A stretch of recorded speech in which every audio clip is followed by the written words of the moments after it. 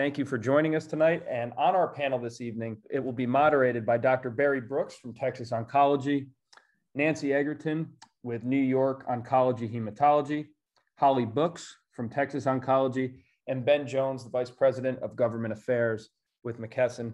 I won't take up any more time, Dr. Brooks. I will turn it over to you. Thank you all for being here. Let's have a great conversation. Okay, thank you, Kevin. So we'll just get right into it. Earlier this month, Congress passed drug pricing models within a bill that are targeted to ultimately affect Part B and Part D drugs. Ben, I wonder if you could elaborate on what this might mean for pharma and PBMs. Some people think they may be injured by it and that patients may have a victory here. What do you think the reality is? Yeah, as with most things, the truth is somewhere in the middle. So I'll give a little bit of background on what's happened because it has been a relatively busy couple of months in Washington, D.C. We have all probably seen the media coverage around the different legislative packages that are coming together to address infrastructure. It started with a $1.2 trillion package to really pay for kind of roads and bridges and what had been deemed kind of hard infrastructure and investments to surface transportation. That opened the door to inclusion of healthcare proposals. So in the hard infrastructure package that was signed by the president about a week and a half ago, there were a couple of healthcare related provisions, namely some provisions in the drug pricing realm that really opened the door. Now, they weren't too expansive. What they did was repeal the Trump era rebate rule. So if we all recall, we were very excited about 2 years ago when there was a rule that was finalized that would have prohibited rebates from from PBMs and manufacturers, and instead would have required those rebates, or that allowed that safe harbor to extend rebates directly to patients. Unfortunately, when the actuaries looked at that, they determined that the rebate rule would actually lead to increased premiums and therefore increased costs to the federal government. So because we all love the fuzzy math of Washington, D.C., if they prohibit that rule from moving forward, even though it never took effect, it was never operationalized.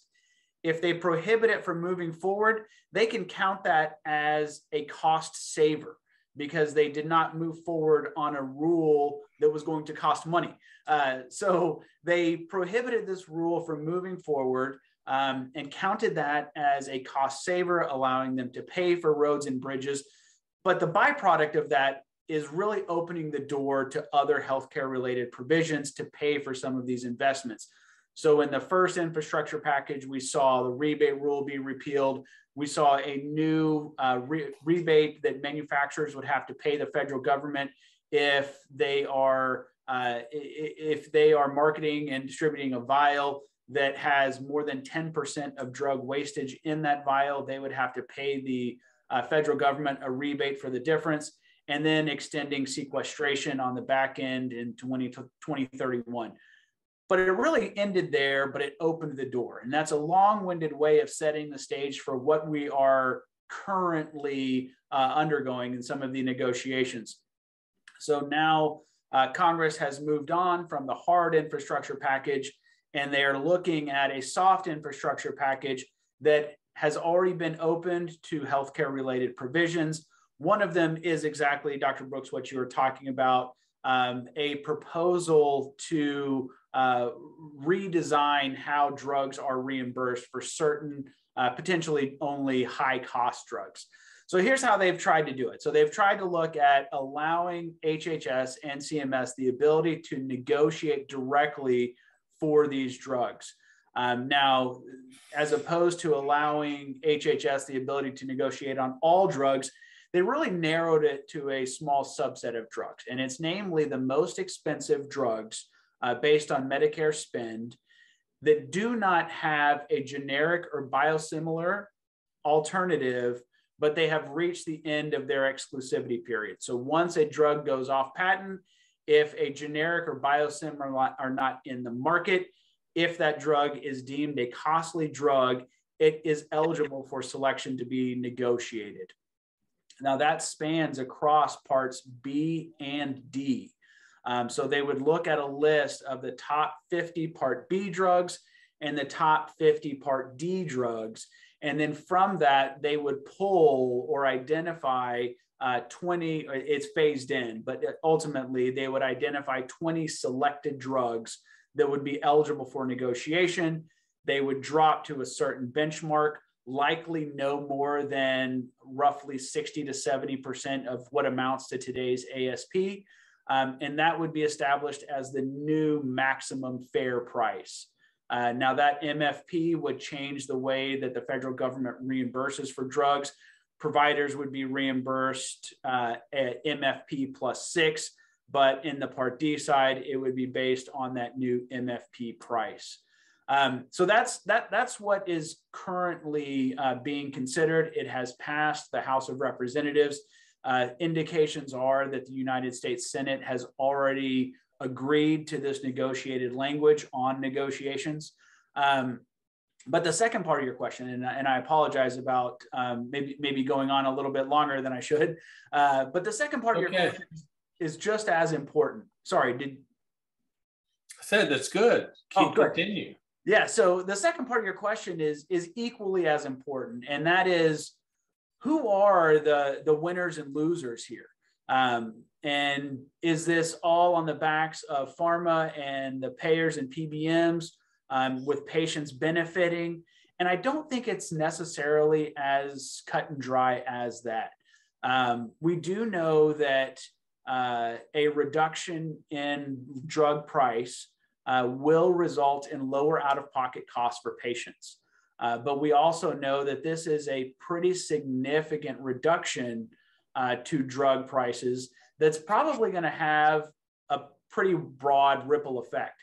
When the CBO looked at this proposal, they estimated that it would result in a total of one drug not coming to market on an annual basis. So they estimated that it would be a relatively small impact.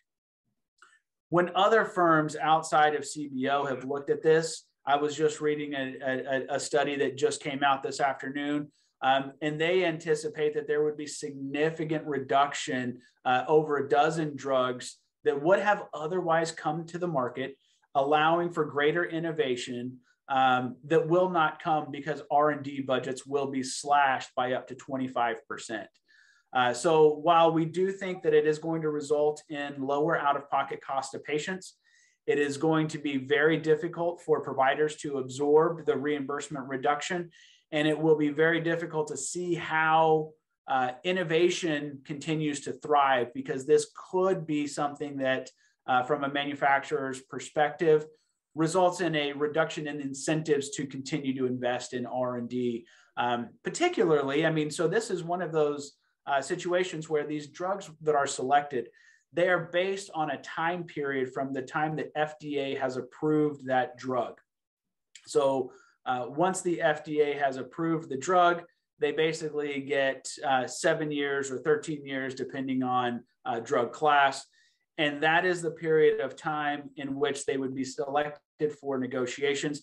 And what that really could, the impact that really could have, is a reduced amount of follow-on indications. And manufacturers are going to be very reluctant to have any sort of follow-on indications and invest time and research into that if they're already being selected for negotiations and forced down. So we're still looking. We are hopeful that that Congress has not signed all of the commitments in blood on this. We are working very diligently with them to make sure that they understand the impact that this is going to have on community practices, patients. It's great that out-of-pocket costs are lower. And in fact, they've done a couple of other things here to make that happen. But we also need to make sure that we protect access to care by holding physicians to no harm or limited harm, not just putting it all on their backs, and in a way, possibly even stifling innovation. Yes, innovation is certainly at risk in this model, right? So at the state level, there's been some limited legislations or surrounding PBM reforms, copay accumulators and such. What are your thoughts on potential strategies for us to encourage legislative activity at the state level? Yeah, so this is going to be an interesting one. I will say that there's been a lot of conversation at the federal and state level about PBM reforms. And a lot of it is starting with transparency, just getting a better sense of what PBMs are actually doing. And if they're moving forward with some of these, what we would see as egregious mandates, are the patients actually even benefiting? Because we know it's going to impact the continuity of care. We know patients are suffering, but as we kind of take the argument forward that patients are suffering, the consistent rebuttal is, yeah, but they're going to be paying less. This is going to result in lower costs to the patients. And we just haven't seen that yet. We've seen the mandates pile up, but we haven't seen anything that has actually shown that it's resulted in lower costs to the patients. So I think the question is spot on, because I think over the next 12 months, we're going to see a tremendous amount of attention across the country at the state level and at the federal level. I mean, there's been a lot of discussion about PBM transparency in the current conversations going on in Washington, D.C. I don't think they're going to go away. And one thing that I do think is encouraging for the folks that were on this panel, I know we were all together in Arizona last month, but for the folks that weren't, it was a fascinating discussion about how to engage other folks, not just your policymakers, but how do you engage your attorney general's office when something so egregious comes down and forces you to disrupt the care that you have always received. And I think that's just going to kind of boil up the pressure, and the pressure cooker is eventually going to get to a point where something has to happen. And I think it's going to happen simultaneously at the federal and the state level. Very well. Thank you, Ben. So Nancy, you know, we're always talking about white bagging is going to take away our business and it, you know, it's the end of the world. But there were some legislative successes this year regarding prohibiting these practices. And perhaps you could just briefly, to remind everybody, there are some students on the call, I'm told by Kevin. So just outline quickly the difference between white bagging and brown bagging. Brown bagging not being much of a threat, but just explain what it is. And then talk about some of the successes we've had in at least putting some barriers in front of white bagging and what might happen in the next year. Sure, thank you, Dr. Brooks. Yeah, for the students that are on the line, you know, we've been challenged with brown bagging and white bagging for many years, or by payers. So what brown bagging is essentially sending the medication from a specialty pharmacy directly to the patient, and then the patient would bring the drugs into the clinic or the physician's office for their treatment. White bagging, on the other hand, is a specialty pharmacy sending the medications directly to the physician's clinic for that patient-specific treatment. So kind of like a prescriptive process. Both are very onerous processes. As Dr. Brooks mentioned, brown bagging seems to have taken kind of a back seat to the white bagging that is still going on or being pushed by some payers. We have had some success pushing back at that, you know, at practice levels. I know practices, at least ours here at NYOH and other practices in our network, have policies that prohibit white bagging and brown bagging in the practices, because really, when you look at what that entails, a significant risk as far as drug safety and, you know, the safe handling of these products, and you don't know where they've been stored, if they've been appropriately kept at, you know, at room temperature or refrigerated. So temperature excursions, safe handling issues. And you know, what seems to be an issue really when you look at the patient's therapy overall, that specialty pharmacy doesn't have access to that patient's medical record. So any change in the patient's therapy, dose changes or dose modifications, changes in lines of therapy to different drugs, and those drugs have been shipped in for that patient for a specific treatment date, and then something changes, a significant amount of drug waste can be generated. So, it's just really not a good concept, other than the fact that, again, the specialty pharmacies would have control over the medications that are being delivered to the patients. But on the physician end and the practice end, as far as pharmacists, nursing, and everyone else involved in taking care of the patient, it's just a very onerous concept that we've, diligently worked to hold off and fend off from kind of invading our practices. Thank you, Nancy. Yes, it's hard to see how it's more efficient than what we do at the practice level. And of course, that's not quite the point. They want to control the price and the costs and so forth. We're pretty proud of what we do on this committee. We think it's important. We think the work's important. But Holly, what do you think we can do more in a committee like this, a legislative committee of NCODA, and how should we educate others and perhaps encourage other sister and brother organizations to adopt legislative subcommittees like ours? Thanks, Dr. Brooks. I passionately believe that committees, such as this one, are really important to keep us all informed on current and proposed legislation, because it affects our practice and ultimately affects our patients. In this committee, and as you said, others like it, help promote awareness and education on matters that is just so important to us in the care of our patients. We need to be proactive and be that proactive presence in legislative and regulatory activities. As healthcare workers, we need to, interact and network, not only to stay aware of current issues, but to influence policy that affects our patients, because we are honestly their best advocates, and we have to be their ears and their voice for them. Thanks, Holly. Well, my little questions went away here, so I lost my cue card. Ben, back to you.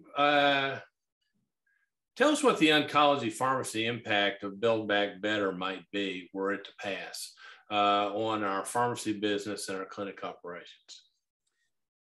Yeah, thanks. We talked about one of the big things that will impact oncology practices, and that is the provision that would allow for drug pricing negotiations. But there are a number of other provisions in this bill. One of them that I want to highlight, because I think it links to some of the earlier conversations, is a level of increased transparency on PBMs. I mean, this is something that we have been pushing, and I'll give you a little insight, but this package that's coming together, this soft infrastructure package, started out at $3.5 trillion, has since shrunk to about $1.75 trillion, and it has to be something that passes with unanimous Democratic support, because they're using a budgetary maneuver known as reconciliation, which allows them to bypass filibuster. But that tool is budget reconciliation, meaning that anything that is included in this package has to have a budgetary impact. And before it goes to the floor, there's an actual parliamentarian that will review every provision to say, okay, this has a budgetary impact, this doesn't. This is in, this is out, this is in, this is out. They call it the bird bath, because it was a provision that was driven by Senator Robert Byrd at the time. Well, as we're undergoing the bird bath right now, this is why I bring this up. I promise it's not just a history lesson. They're currently going through a bird bath on a provision around PBM transparency. So we talked about Congress already repealing or moving away from the Trump era rebate rule that would have prohibited those transactions. But at the same time that they've done away with that rebate rule, they do want to explore the concept that was inherent within that rule. So the rebate rule was essentially making the assumption that PBMs aren't passing along these rebates to patients. And there was no way to track it. So therefore, these rebates were only being housed wholly and kept within the PBMs. So they've done away with the rebate rule, but as an indication of support for the concept, included in the Build Back Better Act that's currently in discussions is a provision to require PBM transparency.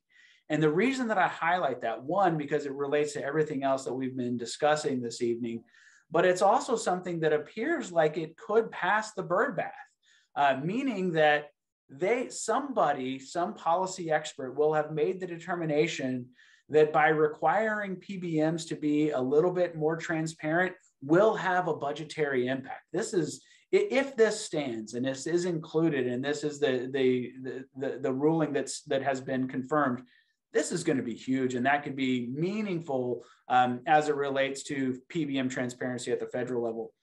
But there are a couple of other things that I wanted to highlight. One of them is a new provision that has only recently garnered kind of a bipartisan level of support. And that's something that would establish for the first time an out-of-pocket maximum in the Part D benefit. There has been that upper echelon where patients still have patient liability. Now, sometimes they can avoid that through secondary payers, but this will for the first time establish an out-of-pocket maximum in Part D, and that will benefit a number of patients. And there's also a provision in there to establish inflationary caps for drugs in Parts B and D.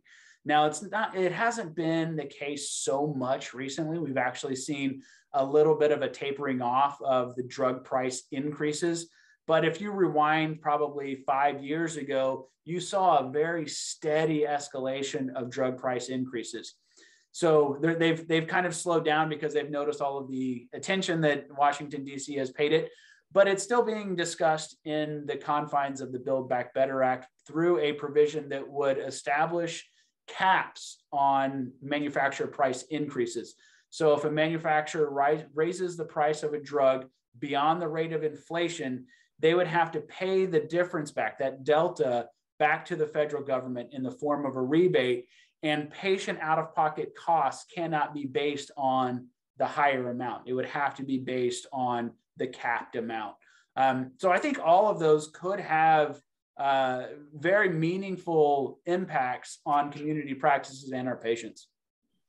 Yeah, that aspect is very interesting. Although, to me, that would be hard to implement and monitor and track. It's like our Texas bill we'll talk about in a minute. It's got some nice pieces to it, but anyway. So let's just change our focus for a little bit. Instead of talking about the nitty gritty here and now, let's talk about a 3 to 5 year window and have Holly and Nancy give us the blue sky for NCODA. And so regarding oncology pharmacists, pharmacies, nurses, and pharmacies in general, what sort of goals should we embrace?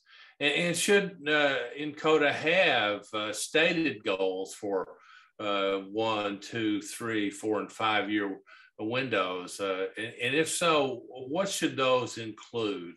What areas should we look at if we were to go very broadly into this? And not just necessarily legislatively, but also, operationally. I guess Nancy, I can go Holly, first. either one. Go ahead, Nancy. Yeah. Okay, I'll take it first, Holly. I think from my perspective, I think there's still a lot of room for pharmacists in practices to be recognized as part of the medical team. That we often talk about MID, medically integrated dispensing, but pharmacists being entrenched in practices. I know there's, at least here in New York and some other states in the Northeast, Pennsylvania specifically, the practice down there can't even have a pharmacist in the practice. It's against the law, which I can't even imagine how that's the case. But I think there's room for us to be kind of, as far oncology pharmacists, recognized and promoted as part of the team and not so much based on maybe reimbursement for services, but being allowed to practice as pharmacists in a non-traditional setting, which is really what we're doing. We're not working in pharmacy stores or in hospital settings, which is pretty much either or. When you go to pharmacy school, you have to pick one chosen route or the other. So there's still a lot of room there. And I think even for, nursing, oncology certified nurses, it's a very distinct specialty, and to be able to grow that through NCODA and have folks recognized and as providers or as part of the medical team, I think is a great thing that NCODA could help us with. Well, yeah. Nancy, just to leverage some of your comments there, and touch on what you said about, for example, Pennsylvania, where we have practices in U.S. oncology. I actually sort of feel pretty strongly that one of the things that one of these goals might be for NCODA is to sort of push legislatively and in other ways to allow pharmacists in all oncology practices, not just hospitals, but in the community settings, and to exclude them, to your point, in Pennsylvania and so forth. As far as I'm concerned, that's almost legislating substandard care to not have a licensed pharmacist overseeing your delivery of complex anti-cancer drugs in a sophisticated outpatient facility. And I just, that's one of my things that I've noticed in NCODA is the disparity between these various states where retail pharmacy operations and medically integrated dispensing are not fully legal. Do you think that would be a reasonable thing for NCODA to get behind? Definitely. And I think, we go back to the beginning of NCODA with Mike Reff and Jonas Congelli. Even back then, we realized in the state of New York, where NCODA was conceptualized and started by Mike, we realized we were going to have challenges for dispensing, because even today in New York State, it's not well defined. It's very gray, and we're still under various threats and things that we have to kind of take in stride on a daily basis and try to keep plugging forward and doing what we know is right for patients. So just personal experience, yeah, I think we still have a long way to go. And then obviously outside of New York, and mentioned Pennsylvania, I'm sure there's other issues that are state specific that we could address. Well, and I want to kind of touch base because I'm a nurse, so I will just kind of give you the nursing aspect of this. We work hand in hand with our pharmacists on a daily basis.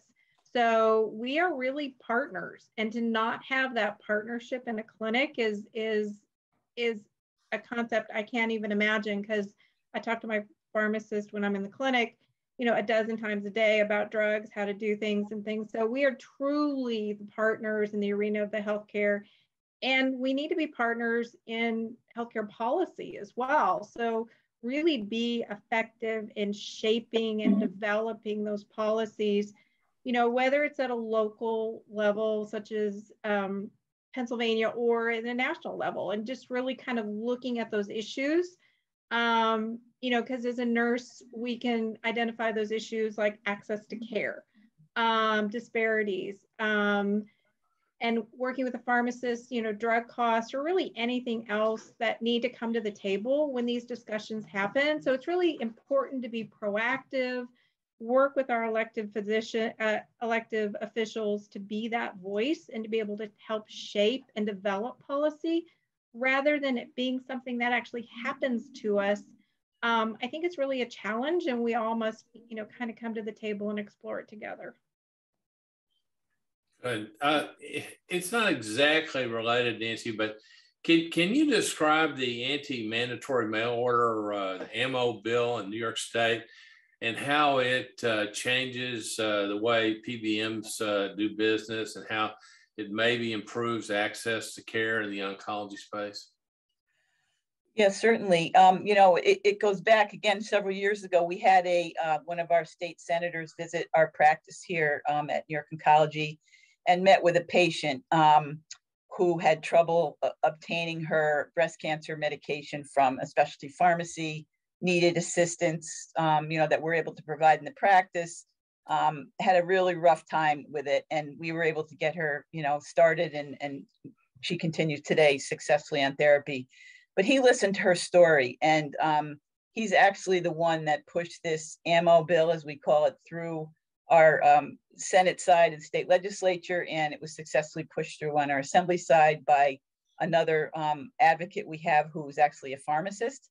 And the ammo bill would essentially allow patients who are insured under any plan to choose the pharmacy that they want to get their medications from. So they would not be forced to use mail order. If they want to, they can, or they can use their local pharmacy or whoever they choose to procure their medication. And we would also hope that physician dispensers would be included in that to be able to provide the medications directly to patients. So just more access for patients, better care, less fragmentation. Obviously, we know the issues with having to get medications from specialty pharmacies. So hopefully we have our fingers and toes crossed here that the new governor is going to sign this for us, along with the PBM legislation here in New York. So we're waiting with bated breath. So fingers crossed, tightly so.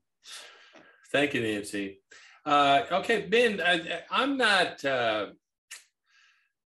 good with this LCD that CMS has come up with for advanced solid tumors and tackling healthcare disparities. And will this lead to more equitable care, or is this sort of a boondoggle? It's the DL 37810 34 hike bill. Our ruling. It certainly should. And I would be surprised if it didn't. What this is likely to do is, so just to give folks a little bit of background, the LCD is local coverage determination. This is a tool that CMS will use on a local level to determine whether or not a service is warranted and can be covered. So they will routinely, through their Medicare contractors, or sometimes through a national decision, but it's more usual or more typically at the local level, they will issue these LCDs to say, here is why we are covering something, or unfortunately, what happens more often is here's why we're not covering something. So this was actually one of the good times when the LCD proposal does look to expand coverage to a broader array of next-gen sequencing for these rare cancer types. And it could, or it should, benefit a lot of patients. I think it's been estimated that up to 25% of patients have a rare cancer type that could respond effectively if they had a full genetic profiling done. And this is going to allow for that for Medicare patients. It really does kind of have that follow-on feeling of their commitment to precision medicine, to really drilling down into figuring out how to cure cancer. I mean, like, these are noble goals. I mean, they are really taking a stand to say, yeah, this is futuristic, but we need to be at the cutting edge. Usually Medicare comes in way late to the game. Now, some would argue that even this is late to the game, but this is much earlier than most folks indicated for them to really take a stand on these NGS testings. Yeah, I have to say, I was surprised and skeptical when I heard about this. And it is a local coverage determination, so it's not exactly clear who is going to get access to this and where that's going to be. And there's perhaps a few little uncertainties. Just being a bit of a skeptic, right? Anyway, so While we're talking in here, Ben, why don't you review? We talked about it a little bit last month in Arizona, but House Bill 1763 in Texas relating to the contractual relationship between a pharmacist and health benefit plan insurer or PBM. How does that bill protect patients who receive drugs through their commercial health plan or through us, and who might benefit from it and who's not, and just to really complicate matters, explain about the ERISA exclusions and whether or not that's really a thing, because that's one of the great things about that young attorney general from Arkansas was she said it's maybe not a thing, and so I'm sorry. Please tell us about the bill. Yeah.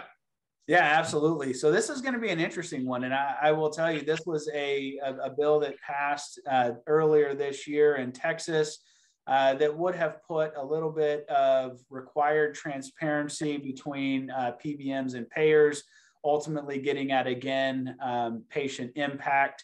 But it also starts to go down the path of prohibiting DIR fees, these retroactive fees that PBMs often assess on in-office dispensaries or pharmacies. So it's really getting at not only PBM transparency, but some of their more egregious tactics like these retroactive fees. The second question is where it really comes down to, right? Like, how meaningful is this legislation? I will tell you, when we worked on this legislation with your colleague, with Dr. Deborah Pat from Texas Oncology, who was instrumental in helping this bill cross the finish line, we kind of knew, or we had kind of a foundation of this being somewhat of a limited impact piece of legislation. It's not going to apply across the board. It theoretically would not apply to federally covered ERISA plans. To your point around ERISA jurisdiction, these would only be state governed plans. But I think we actually have started to pivot a little bit. I thought the discussion with the Arkansas Attorney General's office last month really was meaningful. And what that told us was we need to make sure that the spirit of the law is respected. And not only are these legislators passing these laws, they have limited jurisdiction. Everybody recognizes it. But at the end of the day, PBMs cannot hide behind ERISA preemption when it benefits them and then shy away from it when it doesn't benefit them. And the one takeaway that I got from the discussion last week was it's going to be important, not only if something passes like 1763 or House Bill 1919 in Texas that was an anti-steering bill. If we get the sense that these PBMs are not abiding by these laws that were effective in Texas, effective September 1st, we need to be very proactive in telling that story. Now, historically, we would tell that story to the legislators, to the legislators that actually passed the bill. We would take those concerns to the Department of Insurance, and we would say, what the heck is going on? These plans or PBMs are operating outside of the law. But I think what we really want to do now is start to incorporate an attorney general strategy to make sure that those offices are in the loop. And I think that's something that folks on my team are working with Texas Oncology to start to compile. Let's figure out all of these instances where we can verify that the spirit of the law was somewhat, maybe not violated full-fledged, but it was they're trying to chip away at the spirit of the law. Let's tell those stories to the Attorney General's office. Now, as for those that are in Texas or are familiar with Texas, the Attorney General's race is, or the Attorney General and that race that is likely to shake out in the next couple of months is hectic. to say the least. There are some heated folks, so it's oftentimes difficult to raise an issue like this to the level that it piques their radar. But we can't stop. And I think this is something that we need to start incorporating, whether or not Attorney General Paxton is reelected or there's somebody else. Eventually the dust will settle. And at that point, we need to make sure that this raises up on the radar. Thanks, Ben. That's great. That's a great summary. Yeah. So we've had some success in Texas, and we'd like to be able to export that to other states. Holly, how do you think other healthcare professionals, nurses, pharmacists, pharmacy students, and so forth can get involved in the legislative landscape that we're discussing here tonight? What can they do? What sort of activities can they participate in to sort of get their feet wet and see if they can make a difference and advocate for better patient care in the cancer space? You really need to seek out those opportunities. So, you know, as a nurse, I'm really involved in the Oncology Nursing Society, and I know pharmacies have similar ones as well. But like on December 14th, which is coming up really quickly, we're having Capitol Hill Day. And that's where the ONS nurses are able to get together with policy experts, government officials, nurse leaders, and just the ONS legislative and advocacy health policy team. And we can talk about things like palliative care, drug parity, care planning, opioids, drug pricing, all of these things that really affect our patients. We're able to, and of course this year it's going to be virtually, but you know, we're able to have those discussions and have our voice heard. So it's really seeking out those opportunities and working with others that have that same passion. Is a really rewarding experience. And I do encourage, especially all the students on the line and everybody else, to really kind of look and see what's in your area, in your neighborhood, in your state, to figure out how you can really affect changes, or because that's really what translates to patients. So just getting involved. Thanks, Holly. Yeah, that's great advice. And just, it's like so many things in life. If you ask, people will help you. People are often afraid of, oh, I don't want to ask him, he's too busy, you know, he's prominent, or she's too prominent, or whatever. That's not true. If you ask people who are in positions of access or influence and so forth, you walk up to them, I would really like to get involved. What could I do? It is my experience when I was that person, young and unwashed and so forth, and looking to be eagerly involved in these things, that the more senior people, if you showed a genuine interest in engaging, that they would stop what they were doing and say, okay, here's how you do it. Let me suggest, let me write down some things. Let me introduce you to some people. And it is the kind of thing that if you ask enough people that are involved, they will brighten, and they will engage, and they will help you. So people that want to be involved, all you need to do is ask. And I think people will help you.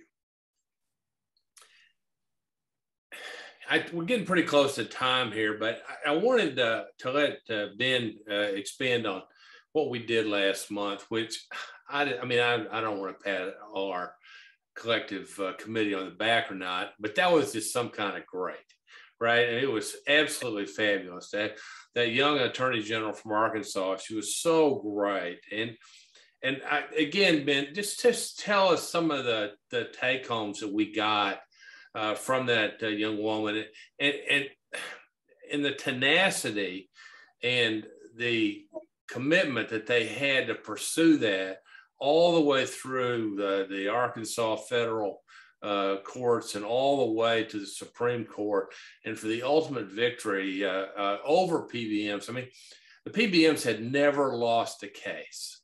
I mean, they have been sued, attacked, assaulted dozens of times, and they always win.